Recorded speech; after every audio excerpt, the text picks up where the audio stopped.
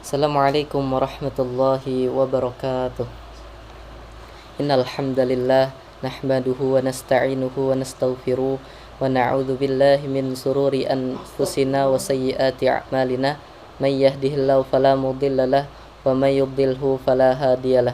Asyhadu an la ilaha illallah wa asyhadu anna Muhammadan abduhu wa rasuluhu alladzi la nabiyya wa la rasula ba'dah.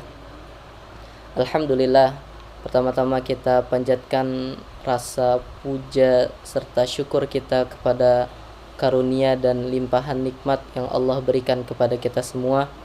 Salawat serta salam kita panjatkan kepada Nabi Muhammad sallallahu alaihi wasallam, suri teladan kita dalam setiap amal perbuatan yang akan kita lakukan di dalam kehidupan sehari-hari kita.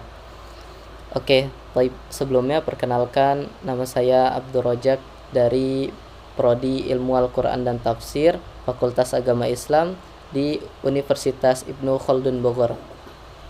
Alhamdulillah, sebelum-sebelumnya kita telah membahas khazanah keilmuan Islam yang cukup menarik, dan kali ini kita akan mendengarkan bersama-sama sebuah tema yang lebih menarik lagi untuk kita bahas, yakni temanya itu adalah studi naskah tafsir Nusantara.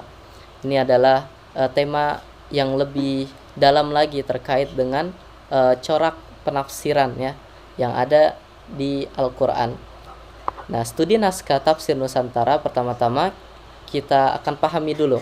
Studi naskah tafsir Nusantara adalah kajian terhadap karya-karya yang ditulis atau dikarang oleh ulama-ulama yang terdapat di Nusantara, seperti di wilayah Indonesia, di wilayah Malaysia, di wilayah Brunei Darussalam dan lain sebagainya.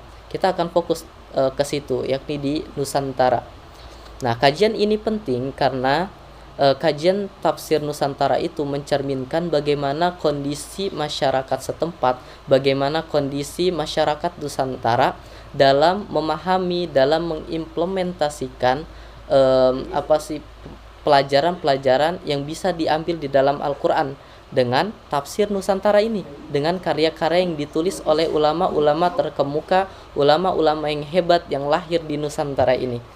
Nah, selanjutnya kita masuk ke dalam pembahasan tafsir Nusantara itu sendiri. Tafsir Nusantara adalah tafsir Al-Quran yang disusun atau ditulis, begitupun dikarang oleh ulama-ulama di wilayah Nusantara, sehingga tafsir ini menjadi tafsir khas yang terdapat di wilayah Nusantara gitu. Apa ciri khasnya? Ciri khasnya itu adalah penggunaan bahasa lokal. Tafsir ini ditulis dalam bentuk bahasa lokal, jadi bahasa sehari-hari yang digunakan oleh masyarakat Nusantara, sehingga penafsiran-penafsiran ini cukup mudah untuk dipahami. Dikarenakan apa? Dikarenakan kita paham, karena bahasa yang digunakan itu ya bahasa kita sendiri. Dengan begitu, pemahaman Al-Quran yang tidak ijmali, yang tidak bisa kita cukup perdalami, itu bisa dengan mudah kita cukup dengan mudah kita melihat tafsir yang telah dibuat oleh ulama-ulama kita, sehingga dengan begitu Al-Quran insyaallah mudah untuk dipahami, baik masyarakat yang berilmu ataupun masyarakat awam.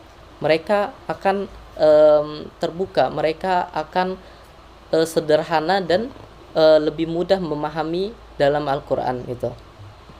Nah, kemudian apa sih tujuannya mempelajari studi naskah tafsir Nusantara? Nah, pertama itu mengungkap khazanah keilmuan Islam lokal. Mengungkap khazanah keilmuan Islam lokal. Jadi dengan kita mempelajari studi naskah tafsir Nusantara ini, kita jadi tahu akan pemahaman-pemahaman yang bukan dari luar saja, tetapi dari dalam. Di wilayah Nusantara ini ternyata ada banyak sekali ulama-ulama kita dalam bentuk salah satunya dalam bentuk tafsir, telah banyak mereka karang yang bisa kita kembangkan, yang bisa kita improvisasi lagi, yang bisa kita padukan lagi di kehidupan sekarang, sehingga tafsir-tafsir tersebut yang telah ditulis oleh ulama-ulama hebat terdahulu tidak mati begitu saja. Mereka bisa mengembangkan lagi, mereka bisa memadukan lagi dengan perkembangan zaman yang terjadi pada saat ini. Kemudian yang kedua, di antara tujuan studi naskah tafsir Nusantara adalah melacak metode tafsir yang digunakan oleh ulama Nusantara. Nah, dengan kita mempelajari tafsir Nusantara ini, kita jadi tahu nih apa sih kebutuhan masyarakat, apa sih yang bisa membuat masyarakat Nusantara ini mudah dalam memahami syariat-syariat yang ada di dalam agama Islam gitu. Dengan begitu, dengan kita mempelajarinya, kita bisa lebih lebih mudah lagi untuk menyampaikan risalah Islam ini gitu. Kemudian yang ketiga adalah memahami respon intelektual umat Islam lokal terhadap tantangan zaman. Nah, dengan kita mempelajari, semoga intelektual atau para pemikir Islam yang ada zaman sekarang ini bisa mengembangkan lagi karya-karya tafsir yang telah ada di wilayah Nusantara ini, sehingga dengan begitu bisa menjawab segala tantangan zaman yang terjadi saat ini gitu.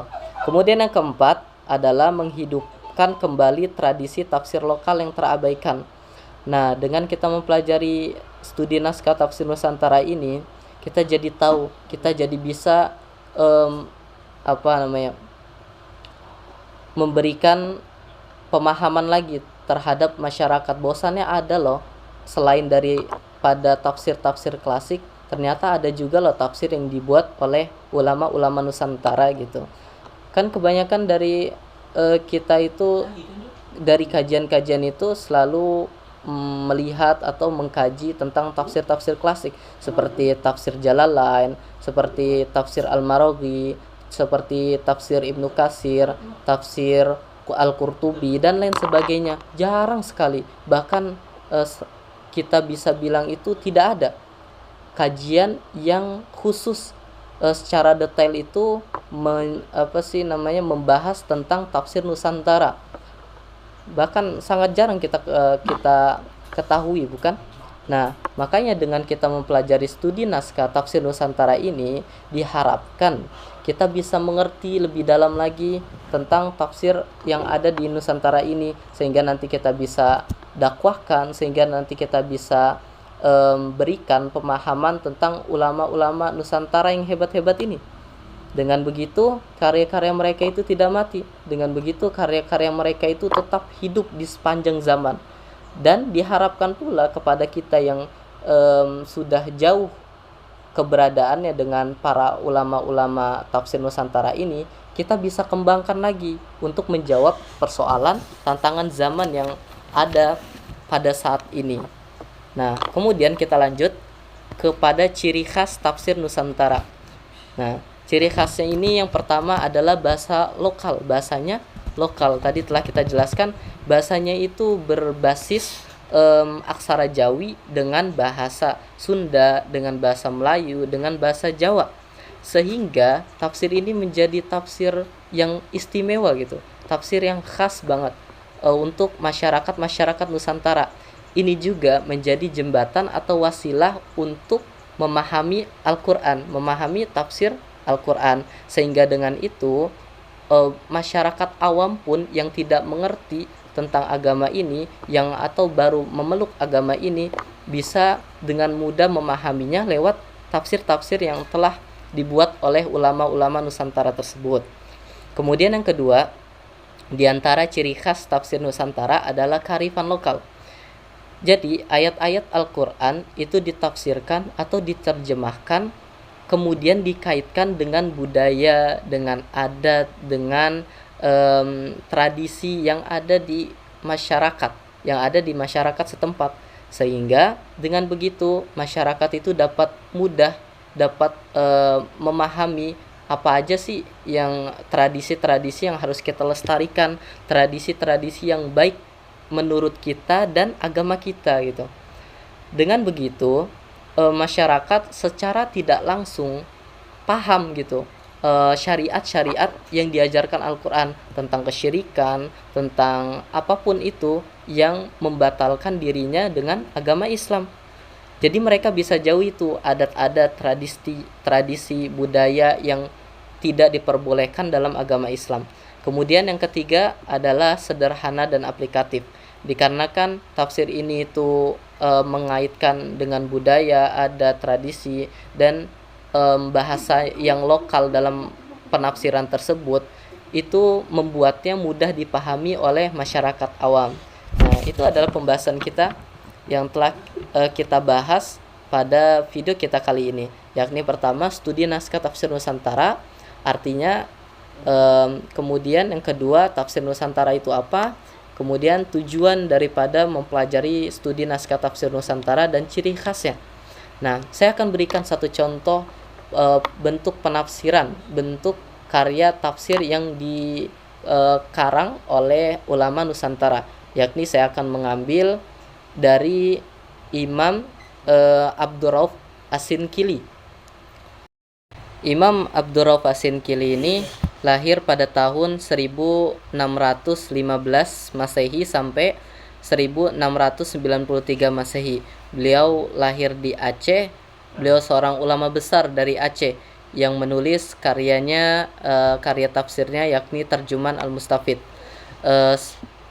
Tafsir ini juga merupakan salah satu tafsir atau tafsir pertama kali yang ditulis dengan bahasa Melayu dengan aksara Jawa. Tafsir ini diyakini sebagai terjemahan atau penyesuaian dari tafsir Jalalain. Jadi kitab induk yang digunakannya itu adalah tafsir Jalalain. Dengan begitu, dengan tambahan catatan serta penjelasan yang relevan dengan konteks masyarakat Muslim di Indonesia. Walaupun tafsir induknya itu merujuk kepada tafsir Jalalain, beliau tetap melibatkan konteks adat, budaya masyarakat setempat, sehingga tetap menjadi keunikan dari tafsir Nusantara ini. Nah, di antara karakteristik dan metode tafsir yang digunakan oleh Imam Abdurrauf As-Sinkili, yang pertama adalah terjemahan dan adaptasi. Meskipun berbasis tafsir Jalalain, Abdurrauf tidak sekedar menerjemahkan, tetapi beliau juga tetap menyesuaikan dengan kebutuhan masyarakat setempat. Ia menggunakan bahasa Melayu yang mudah dipahami. Kemudian, di antara karakteristik dan metode tafsirnya itu gaya tafsir tahlili. Tafsir ini menguraikan ayat secara beruntut. Jadi kata per kata gitu, dengan memberikan makna kata per katanya. Nah, dan penjelasan singkat mengenai maksud dari ayat tersebut. Nah, dia di antara karakteristiknya juga adalah pengaruh tasawuf. Beliau adalah seorang sufi. Abdurrauf As-Sinkili itu memasukkan unsur tasawuf di dalam tafsirnya, terutama dalam menafsirkan ayat-ayat yang berkaitan dengan akhlak dan ketuhanan. Kemudian, keempat adalah penyebaran Islam di Nusantara. Tafsir ini memiliki peran besar dalam islamisasi Nusantara karena menjadi rujukan utama bagi masyarakat Muslim di Aceh dan wilayah sekitarnya. Nah, di antara corak penafsiran yang beliau pakai di dalam tafsirnya Terjemahan Al-Mustafid adalah yang pertama, corak tafsirnya itu bil ma'sur, yakni berdasarkan riwayat. Tafsir ini banyak merujuk pada sumber-sumber tafsir klasik seperti tafsir Jalalain dan tafsir Al-Khazin. Penjelasan ayat seringkali didasarkan pada hadis Nabi serta pendapat para sahabat dan tabi'in. Kemudian yang kedua, corak penafsiran yang beliau gunakan adalah corak penafsiran fikih, hukum Islam. Tafsir ini memasukkan banyak hukum-hukum fikih, terutama pada ayat-ayat ahkam. Mengingat Abdurrauf adalah seorang ulama bermadhab Syafi'i, tafsir ini mencerminkan pemikiran dari Imam Asy-Syafi'i yang dominan di Nusantara tersebut sampai pada saat ini. Kemudian adalah yang digunakan dalam penafsiran tersebut, corak tafsirnya itu sufi. tasawuf dan akhlak. Beliau kan seorang ulama sufi juga kan. Makanya beliau juga memasukkan tafsir sufi di dalam tafsirannya. Sebagai seorang sufi dan pengikutnya tarekat Syatariyah, beliau juga menafsirkan banyak ayat dengan pendekatan tasawuf. Dan yang terakhir, yang keempat, corak penafsiran yang beliau gunakan adalah tafsir lugawi, bahasa dan makna kata. Tafsir ini kan tadi merujuk pada kitab tafsir Jalalain. Kebanyakan dari tafsir Jalalain juga adalah menjelaskan secara lugawi. Jadi dengan itu beliau memperhatikan aspek linguistik, aspek bahasa, terutama dalam menjelaskan makna kata-kata tertentu dalam bahasa Arab sebelum diterjemahkan ke bahasa Melayu. Jadi beliau benar-benar selektif dalam penggunaan bahasanya, sehingga beliau pahami dulu apa maksud dari ayat ini, kemudian beliau relevansikan, beliau cocokkan dengan kondisi masyarakat setempat, sehingga dengan begitu beliau tulislah tafsir ini dengan bahasa Melayu.